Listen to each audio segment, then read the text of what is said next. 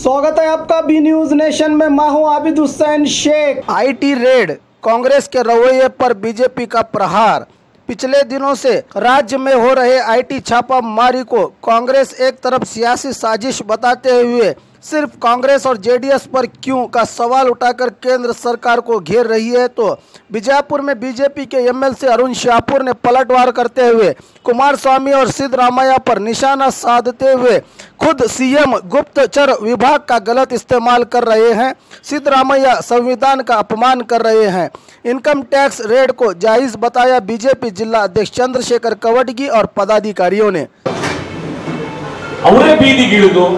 ಕಾನೂನನ್ನು ಉಲ್ಲಂಘಿಸಿ ಹೋರಾಟ ಮಾಡುವ ಮೂಲಕ ಸಂವಿಧಾನಕ್ಕೆ ಅಪಚಾರ ಬರೆದಿದ್ದಾರೆ ಅನ್ನುವಂತಹ ಸಂಗತಿಯನ್ನ ರಾಜ್ಯ ಬಹಳ ಗಂಭೀರವಾಗಿ ಪರಿಗಣಿಸ್ತಾ ಇದೆ। ಸನ್ಮಾನ್ಯ ಮುಖ್ಯಮಂತ್ರಿಗಳಿರಬಹುದು, ಅವರ ಪಕ್ಷದ ನಾಯಕರುಗಳಿರಬಹುದು, ಐಟಿ ದಾಳಿಯ ಬಗ್ಗೆ ಬಹಳ ಲಘುವಾಗಿ ಮಾತನಾಡುವಂತದ್ದು ಆ ಸ್ಥಾನಗಳಿಗೆ ಶೋಭೆ ತರಲ್ಲ, ಒಂದು ರಾಜಕೀಯ ಪಕ್ಷದ ನೈತಿಕತೆಗೆ ಹಿಡಿದಿರುವಂತಹ ಕನ್ನಡಿ ಅಂತ ಭಾವಿಸ್ತೇನೆ। ಯಾರೇ ಯಾವುದೇ ಅಪರಾಧ ಮಾಡಿದ್ರು ಕೂಡ ಅದು ತಪ್ಪು ಅನ್ನುವಂಥದ್ದು ಇದೊಂದು ಸಾಮಾನ್ಯ ಜ್ಞಾನದ ವಿಷಯ। ಆದ್ರೆ ಇವತ್ತು ರಾಜ್ಯದಲ್ಲಿ ಅವರ ವಾದವನ್ನು ನೋಡಿದ್ರೆ ಬೇರೆ ಮರ್ಡರ್ ಮಾಡಿರೋರಿಗೆ ಬಿಟ್ಟಿದ್ದಾರೆ, ಬೇರೆ ಅಪರಾಧ ಮಾಡಿದವರು ಬಿಟ್ಟಿದ್ದಾರೆ, ನಮ್ಮ ಮೇಲೆ ಮಾತ್ರ ದಾಳಿ ಮಾಡ್ತಿದ್ದಾರೆ ಅನ್ನೋ ರೀತಿ ಇದೆಯಲ್ಲ, ಒಂದ್ ರೀತಿ ಎಲ್ಲೋ ಅವರ ನೈತಿಕ ಅಧಪತನಕ್ಕೆ ಹಿಡಿದಿರುವಂತ ಕನ್ನಡಿ ಅಂತ ಭಾವಿಸ್ತೇನೆ। ಬೇರೆ ಅಪರಾಧಿಗಳಿಗೂ ಹಿಡಿಯಿರಿ ಅಂತ ಹೇಳೋದು ಖಂಡಿತವಾಗಿ ಹಕ್ಕಿದೆ, ಅವ್ರು ಹೇಳಿ ಅದು ತಪ್ಪಿಲ್ಲ। ಆದ್ರೆ ನಮ್ಮನ್ನ ಯಾಕೆ ಹಿಡಿದಿದ್ರೆ ಅವರನ್ನು ಬಿಟ್ಟು ಅಂತ ಕೇಳೋದಿದೆಯಲ್ಲ, ಇದು ಒಂದು ರಾಜ್ಯದ ಮುಖ್ಯಮಂತ್ರಿ ಸ್ಥಾನದಲ್ಲಿ ಇರುವಂತವ್ರಿಗೆ ಶೋಭೆ ತರುವ ಕೆಲಸ ಅಲ್ಲ, ನೀವು ತಿದ್ದಿಕೊಳ್ಳಿ ಅನ್ನುವಂತ ಮಾತನ್ನ ಈ ಎಚ್ಚರಿಕೆಯಿಂದ ಈ ಸಂದರ್ಭದಲ್ಲಿ ಹೇಳಿಕ್ಕೆ ಇಚ್ಛೆ ಪಡ್ತಾನೆ। ನೀವೆಲ್ಲವೂ ಸರಿಯಾಗಿದ್ರೆ, ನಿಮ್ಮ ಎಲ್ಲ ಸಂಗತಿಗಳು ಸರಿ ಇದ್ರೆ ಯಾರು ಬಂದು ಚೆಕ್ ಮಾಡಿದ್ರೆ ಏನಾಗ್ತದೆ ಅನ್ನುವಂತ ಒಂದು ದೊಡ್ಡ ಮಾತನ್ನ ಮುಖ್ಯಮಂತ್ರಿಗಳಿಂದ ನಾವು ನಿರೀಕ್ಷೆ ಮಾಡಿದ್ವಿ। ನಾವು ಪಾರದರ್ಶಕವಾಗಿದ್ದೀವಿ, ಯಾರು ಬೇಕಾದ್ರೂ ಬಂದು ನೋಡ್ಕೊಳ್ಳಿ ಅನ್ನುವಂತ ಮಾತನ್ನ ಅವ್ರು ಹೇಳಬೇಕಾಗಿತ್ತು। ಒಂದು ಎರಡನೇ ಸಂಗತಿ, ಮುಖ್ಯಮಂತ್ರಿಗಳು ಈ ರೀತಿ ಕಾಂಟ್ರಾಕ್ಟರ್ಸ್ಗಳು ಬೇರೆ ಬೇರೆಯವರ ಮನೆ ಮೇಲೆ ಆಗಿರುವ ದಾಳಿಗೆ ಅದರ ನೈತಿಕ ಜವಾಬ್ದಾರಿಯನ್ನು ಅವರು ತೆಗೆದುಕೊಳ್ತಿದ್ದಾರೆ। ಅಂದ್ರೆ ಕುಂಬಳಕಾಯಿ ಕಳ್ಳ ಅಂತ ಹೇಳಿದ್ರೆ ಹೆಗಲು ಮುಟ್ಟಿಕೊಂಡು ನೋಡಿರುವ ಹಾಗೆ ಬೇರೆಯವರ ಮೇಲೆ ಆಗಿರುವಂತಹ ಐಟಿ ದಾಳಿಗೂ ಕೂಡ ಅವರು ಎಲ್ಲೋ ತಮ್ಮನ್ನೇ ತಾವು ಕಲ್ಪಿಸಿಕೊಳ್ಳುವಂತ ಕೆಲಸ ಏನ್ ಮಾಡಿದ್ದಾರೆ, ಎಲ್ಲೋ ಒಂದು ಕಡೆ ಇಡೀ ರಾಜ್ಯದ ಗುಮಾನಿ ಅವ್ರ ಮೇಲೆ ಬರ್ತಾ ಇದೆ, ಇವ್ರು ನಿಜವಾಗ್ಲೂ ಇದರಲ್ಲಿ ಪಾಲುದಾರರು ಅನ್ನುವಂತ ಗುಮಾನಿ ಬರ್ತಾ ಇದೆ। ಎರಡನೇ ಸಂಗತಿ। ಮೂರನೇ ಸಂಗತಿ, ಈ ರಾಜ್ಯದ ಸಮನ್ವಯ ಸಮಿತಿಯ ಸಂಚಾಲಕರು ಸನ್ಮಾನ್ಯ ಸಿದ್ದರಾಮಯ್ಯನವರ ಹೇಳಿಕೆ ಇವತ್ತು ಭಾರಿ ಆಘಾತಕಾರಿ ಹೇಳಿಕೆ ಅಂತ ನಾನು ಭಾವಿಸ್ತೇನೆ। ರಾಜ್ಯದಲ್ಲಿ ಚುನಾವಣಾ ನೀತಿ ಸಂಹಿತೆ ಜಾರಿಯಲ್ಲಿದೆ, ಸನ್ಮಾನ್ಯ ಸಿದ್ದರಾಮಯ್ಯನವರು ಹೇಳಿರೋ ಮಾತೇನು ಅಂತ ಹೇಳಿದ್ರೆ ನಮ್ಮ ಕೈಯಲ್ಲೂ ಎಸಿಬಿ ಇದೆ, ನಾವು ದುರುಪಯೋಗ ಮಾಡಿಕೊಳ್ಳಬಹುದು ಅನ್ನುವಂತಹ ಮಾತನ್ನ ಎಚ್ಚರಿಕೆಯನ್ನ ಹೆದರಿಸುವ ತಂತ್ರವನ್ನ ಹೂಡಿದ್ದಾರೆ। ಇದನ್ನ ಚುನಾವಣಾ ಆಯೋಗ ಬಹಳ ಗಂಭೀರವಾಗಿ ಪರಿಗಣಿಸಬೇಕು।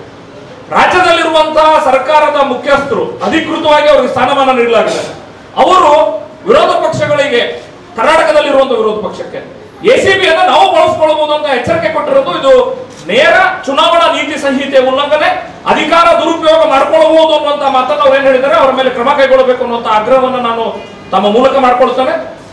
ನಾಲ್ಕನೇ ಸಂಗತಿ, ಸನ್ಮಾನ್ಯ ಮುಖ್ಯಮಂತ್ರಿಗಳು ನಮಗೆ ಗೊತ್ತಿರುವ ರೀತಿಯಲ್ಲಿ ಐಟಿ ದಾಳಿ ಆಗಬಹುದು ಅಂತ ಹೇಳಿ ರಾಜ್ಯದ ಸಂವಿಧಾನಬದ್ಧ ಮುಖ್ಯಸ್ಥರಾಗಿರುವಂತಹ ಮುಖ್ಯಮಂತ್ರಿಗಳು ಇವತ್ತು ಐಟಿ ದಾಳಿ ಆಗಬಹುದು ಅಂತ ಒಂದು ದಿನ ಮೊದಲೇ ಎಚ್ಚರಿಸು। ಹೇಗೆ ಗೊತ್ತಾಯ್ತು ಅಂತ ಕೇಳಿದಾಗ, ನನಗೆ ಏರ್ಪೋರ್ಟ್ ಅಲ್ಲಿ ಟ್ಯಾಕ್ಸಿ ಬುಕ್ ಮಾಡಿದ್ದು 200ಕ್ಕೆ ಹೆಚ್ಚು 300ಕ್ಕೆ ಹೆಚ್ಚು ಅನ್ನುವಂತ ಸಂಖ್ಯೆಯನ್ನ ಅವ್ರು ಕೊಟ್ಟರು। ನಾನು ನೇರವಾಗಿ ಮುಖ್ಯಮಂತ್ರಿಗಳ ಮೇಲೆ ಆರೋಪ ಮಾಡ್ತೇನೆ, ಈ ರಾಜ್ಯದ ಇಂಟೆಲಿಜೆನ್ಸ್ ಡಿಪಾರ್ಟ್ಮೆಂಟ್ ಅನ್ನ ಸ್ವತಃ ಮುಖ್ಯಮಂತ್ರಿಗಳು ದುರುಪಯೋಗ ಮಾಡ್ಕೊಳ್ತಿದ್ದಾರೆ। ಈಗ ಕಳು ಮಾಡಬೇಕಾದ್ರೆ ಹೊರಗಡೆ ಒಬ್ಬ ನಿಂತ್ಕೊಂಡು ಯಾರಾದ್ರೂ ಬರ್ತಾರ ನೋಡುವಂತ ಕಾಯುವ ರೀತಿ ಒಳಗೆ ಇವ್ರು ಇಲ್ಲಿ ಏನು ಅಪರಾಧ ಮಾಡುವಂತ ಸಂದರ್ಭದಲ್ಲಿ ಕರ್ನಾಟಕದ ಇಂಟೆಲಿಜೆನ್ಸ್ ಡಿಪಾರ್ಟ್ಮೆಂಟ್ ಅನ್ನು ಉಪಯೋಗಿಸಿಕೊಂಡು ಐಟಿ ಡಿಪಾರ್ಟ್ಮೆಂಟ್ ನವರು ಎಲ್ಲೆಲ್ಲ ದಾಳಿ ಮಾಡಬಹುದು ಅನ್ನುವಂತ ಕೆಲಸವನ್ನು ಮಾಡ್ತಿದ್ದಾರೆ ಅನ್ನುವಂಥದ್ದು ನೇರವಾಗಿ ಸಾಕ್ಷ್ಯವನ್ನು ಅವರೇ ಕೊಟ್ಟಿದ್ದಾರೆ। ಆ ಹಿನ್ನೆಲೆಯಲ್ಲಿ ಕರ್ನಾಟಕ ರಾಜ್ಯದ ಚುನಾವಣಾ ಆಯೋಗ, ಭಾರತದ ಚುನಾವಣಾ ಆಯೋಗ ನೇರವಾಗಿ ಇದನ್ನು ಗಂಭೀರವಾಗಿ ಪರಿಗಣಿಸಬೇಕು। ಈ ರೀತಿ ಇಂಟೆಲಿಜೆನ್ಸ್ ದುರುಪಯೋಗ, ಅದರ ಜೊತೆಗೆ ಎಸಿಬಿ ಅನ್ನು ದುರುಪಯೋಗ ಮಾಡ್ಕೊಳ್ತೀರ ಅಂತ ಹೆದರಿಸುವಂತಹ ಕ್ರಮಗಳ ಬಗ್ಗೆ ಚುನಾವಣಾ ಆಯೋಗ ಗಂಭೀರವಾಗಿ ಇದರ ನೋಟ್ ತೆಗೆದುಕೊಳ್ಳಬೇಕು ಹಾಗೂ ಕ್ರಮ ಕೈಗೊಳ್ಳಬೇಕು ಅನ್ನುವಂತ ಆಗ್ರಹವನ್ನ ನಾನು ತಮ್ಮೆಲ್ಲರ ಮೂಲಕ ನಾನು ಮಾಡ್ತೇನೆ। ಖಂಡಿತವಾಗ್ಲೂ ಸರ್, ಇದು ಮಿಸ್ಯೂಸ್ ಆಫ್ ಇಂಟೆಲಿಜೆನ್ಸ್ ಆಫೀಸರ್ಸ್ ಅವರು ಇರುವ ಸ್ಥಾನಮಾನವನ್ನ ದುರುಪಯೋಗ ಮಾಡಿಕೊಂಡು ಮಾಡುವ ಪ್ರಯತ್ನದ ಬಗ್ಗೆ ನಾವು ನಮ್ಮ ಕಾನೂನು ತಜ್ಞರ ಜೊತೆಗೆ ಚರ್ಚೆ ಮಾಡಿ ಮುಂದಿನ ಕ್ರಮವನ್ನು ನಾವು ಕೈಗೊಳ್ತೇವೆ। ಆದ್ರೆ ಕಪ್ಪು ಹಣ ಬಡವರ ಖಾತೆ ಬರಬೇಕು ಅನ್ನೋದು ಜನರ ನಿರೀಕ್ಷೆ, ಇನ್ನೂ ಬಂದಿಲ್ಲ ಅಂತ ಹೇಳಿ ಚುನಾವಣೆ ಸಂದರ್ಭ ಕೇಳ್ತಾ ಇದ್ದಾರೆ ಜನ। ಬಡವರ ಖಾತೆಗೆ 15 ಲಕ್ಷ ರೂಪಾಯಿ ಏನು ಭರವಸೆ ಕೊಟ್ಟಿದ್ದಾರೆ ಸರ್? ನಾನು ಬಹಳ ಸ್ಪಷ್ಟವಾಗಿ ಹೇಳಿಕ್ಕೆ ಇಚ್ಛೆ ಪಡ್ತೇನೆ, ಸನ್ಮಾನ್ಯ ಪ್ರಧಾನಮಂತ್ರಿ ಆಗೋ ಮೊದಲು 15 ಲಕ್ಷ ರೂಪಾಯಿ ಬಡವರ ಖಾತೆಗೆ ಟ್ರಾನ್ಸ್ಫರ್ ಮಾಡ್ತಾರೆ ಅನ್ನುವಂಥದ್ದನ್ನ ವಿರೋಧ ಪಕ್ಷದವರು 10 ಬಾರಿ ಹೇಳಿದ್ರು. ಪ್ರಧಾನಮಂತ್ರಿಗಳು ಬಹಳ ಸ್ಪಷ್ಟವಾಗಿ ಹೇಳಿದ್ದೇನು, ನಮ್ಮ ದೇಶದ ಕಪ್ಪು ಹಣ ಏನು ಹೊರದೇಶಗಳಲ್ಲಿ ಡೆಪಾಸಿಟ್ ಮಾಡಲಾಗಿದೆ ಅದು ವಾಪಸ್ ಬಂದ್ರೆ ಪರ್ ಹೆಡ್, ಈಗ ನಮ್ಮ ದೇಶದ ಸಾಲ ಇಷ್ಟು ಲಕ್ಷ ಕೋಟಿ ಇದೆ, ಪರ್ ಹೆಡ್ ಎಷ್ಟು ಸಾಲ ಬರ್ತದ್ರಿ ಅಂತ ಹೇಳಬೇಕಾದ್ರೆ ಲೆಕ್ಕಾಚಾರ ಹೇಳ್ತಿರ್ತಾನೆ. ಇವತ್ತು ಒಬ್ಬನ ತಲೆಗೆ 1 ಲಕ್ಷ ಸಾಲ ಇದೆ ಇವತ್ತು ಅಂತ ಹೇಳ್ತಿದ್ರು. ಅದೇ ರೀತಿ ಹೊರಗಡೆ ಇರೋ ಡೆಪಾಸಿಟ್ ವಾಪಸ್ ಬಂದ್ರೆ ಒಂದು ಖಾತೆಗೆ 15 ಲಕ್ಷದವರೆಗೂ ಬರ್ಬೋದು ಅನ್ನೋಂತ ಭಾಷಣವನ್ನು ಅವ್ರು ಮಾಡಿದ್ರು. ಅದನ್ನ ಇವ್ರು ಹೆಂಗ್ ತಿರ್ಸಿದ್ರು, ನಾ ಪ್ರಧಾನಮಂತ್ರಿ ಆದ್ರೆ ಇವತ್ತೇನು ಸನ್ಮಾನ್ಯ ರಾಹುಲ್ ಗಾಂಧಿ ಅವರು ಹೇಳಿರಲ್ಲ 72,000 ರೂಪಾಯಿ ನಾನು ಪ್ರತಿ ವರ್ಷ ಕೊಡ್ತೇವೆ ಅಂತ ಹೇಳಿ, ಆ ರೀತಿಯ ಭರವಸೆ ಅಲ್ಲ. ಭಾಷಣ ಮಾಡಬೇಕಾದ್ರೆ ನಮ್ಗೆ ಎಷ್ಟು ದೊಡ್ಡ ಪ್ರಮಾಣದಲ್ಲಿ ಕಪ್ಪು ಹಣ ಹೊರದೇಶದಲ್ಲಿ ಇದೆ ಅಂತ ಹೇಳಿದ್ರೆ ಅದನ್ನ ಏನಾದ್ರೂ ಡಿವೈಡ್ ಮಾಡಿದ್ರೆ ಒಬ್ಬರ ತಲೆಗೆ 15 ಲಕ್ಷ ರೂಪಾಯಿ ಬರ್ಬೋದು, ಅಷ್ಟು ದೊಡ್ಡ ಪ್ರಮಾಣದಾಗಲ್ಲ. ಅದನ್ನು ವಾಪಸ್ ತರೋದು ನಮ್ಮ ಮೊದಲನೇ ಆದ್ಯತೆ ಅಂತ ಹೇಳಿ ಆ ಹಿನ್ನೆಲೆ ಒಳಗೆ ಹೇಳಿದ್ದಾರೆ ಹೊರತಾಗಿ ನಿಮ್ಮ ಅಕೌಂಟಿಗೆ 15 ಲಕ್ಷ ರೂಪಾಯಿ ಕೊಡ್ತೇವೆ ಅನ್ನುವಂಥದ್ದು, ಡೂ ಯು ಥಿಂಕ್ ಇದನ್ನ ಪ್ರಧಾನಮಂತ್ರಿ ನರೇಂದ್ರ ಮೋದಿ ಅವರಂತವ್ರು ಇಂಥ ಭರವಸೆಗಳನ್ನು ಕೊಟ್ಟು ಆರಿಸಿ ಬರ್ತಾರೆ ಅನ್ನುವಂಥದ್ದು ಜನಸಾಮಾನ್ಯನು ನಂಬಲಿಕ್ಕಾಗಲ್ಲ. ಇದು ವ್ಯವಸ್ಥಿತವಾಗಿ ವಿರೋಧ ಪಕ್ಷದವರು 15 ಲಕ್ಷ ಅಕೌಂಟಿಗೆ ಹಾಕ್ತಾರೆ ಅಂತ ಹೇಳಿದ್ರು ಅನ್ನೋದು ರೀತಿಯಾಗಿ ವ್ಯವಸ್ಥಿತವಾಗಿ ವಿರೋಧ ಪಕ್ಷದವರ ಒಂದು ಅಪಪ್ರಚಾರ ಇದೆ. ಆದ್ರೆ ಖಂಡಿತವಾಗಿಯೂ 15 ಲಕ್ಷಕ್ಕಿಂತ ಹೆಚ್ಚಿನ ಲಾಭ ಇಂಡೈರೆಕ್ಟ್ಲಿ ಆಗಿದೆ ಅಂತ ಜನ ಬರ್ಕೊಳತ್ತಾರೆ. ಪ್ರಧಾನಮಂತ್ರಿ ನರೇಂದ್ರ ಮೋದಿ ಅವರು ಆಗಿರೋ ಕಾರಣಕ್ಕಾಗಿ ನಾವು ದೇಶ ಬಹಳ ಮುಂದಕ್ಕೆ ಹೋಗ್ಯದ, ಬಹಳಷ್ಟು ಅಭಿವೃದ್ಧಿ ಆಗಿದೆ, ಇದರಿಂದ ಏನ್ ಒಳ್ಳೇದಾಗಿದೆ ಅಂತ ವಿಶೇಷವಾಗಿ ನೀವು ಹೊರ ರಾಷ್ಟ್ರಗಳಿಗೆ ಹೋಗಿ ಕೆಲಸ ಮಾಡಿ ವಾಪಸ್ ಬಂದಿರೋರು ಕೇಳಿ ಎಷ್ಟು ದೊಡ್ಡ ಪ್ರಮಾಣದಲ್ಲಿ ಭಾರತಕ್ಕೆ ಅನುಕೂಲ ಆಗಿದೆ ಅನ್ನುವಂತ ಸಂಗತಿಯನ್ನು ಅವ್ರು ಹೇಳಬಲ್ಲರು.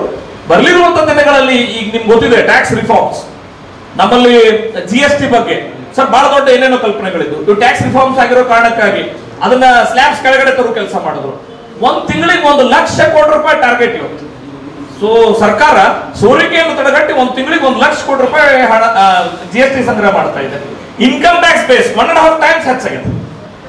ಅಂದ್ರೆ ಮೊದಲು ಎಷ್ಟು ಜನ ತುಂಬ್ತಿದ್ರು, ರೈಟ್ ನಾವು ನನ್ನ ಹತ್ರ ಅಂಕಿ ಇಲ್ಲ, ಮೊದಲು ಎಷ್ಟು ಜನ ತುಂಬ್ತಿದ್ರು, ಹೆಚ್ಚು ಕಡಿಮೆ 1.5 ಪಟ್ಟಿನಷ್ಟು ಹೆಚ್ಚು ಜನ ಇವತ್ತು ಇನ್ಕಮ್ ಟ್ಯಾಕ್ಸ್ ತುಂಬಲಾಗ್ತಾರೆ. ಒಂದು ಆರ್ಥಿಕ ಸಬಲತೆಯನ್ನು ತಂದು ಕೊಡ್ಲಿಕ್ಕೆ ಶುರು ಆಗಿದೆ. ಇದೆಲ್ಲ ಮಾಡ್ಬೇಕಾದ್ರೆ 4 ವರ್ಷ ಆಗಿದೆ. ಸೊ ಕಳೆದ ಒಂದು 7-8 ತಿಂಗಳಿಂದ ವರ್ಷದಿಂದ ಆರ್ಥಿಕತೆಯ ಸರಿಯಾದ ದಾರಿಯ ಮೇಲೆ ಹಳಿಯ ಮೇಲೆ ಇವತ್ತು ನಮ್ಮ ಆರ್ಥಿಕ ಸಂಗತಿಗಳನ್ನ ತರಲಾಗಿದೆ. ಬರಲಿರುವಂತ ದಿನಗಳಲ್ಲಿ ಸೂಪರ್ ಸಾನಿಕ್ ವೇಗದಲ್ಲಿ ಖಂಡಿತ ನಮ್ಮ ದೇಶದ ರೈಲು ಅಭಿವೃದ್ಧಿ ರೈಲು ಓಡಲಿದೆ.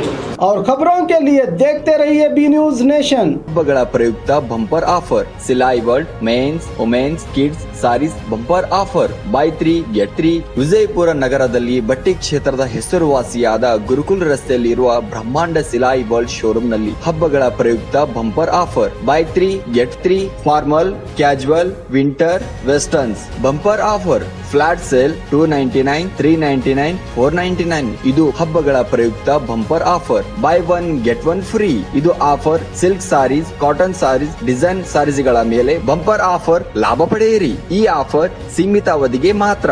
ಹಿಂದೆ ತಮ್ಮ ಕುಟುಂಬದೊಂದಿಗೆ ಬನ್ನಿ. ಸ್ಥಳ Silai world men's women's kids saris, near Siddheshwar temple, beside corporation bank, Gurukul road, Vijayapur. Mobile number 7030170909.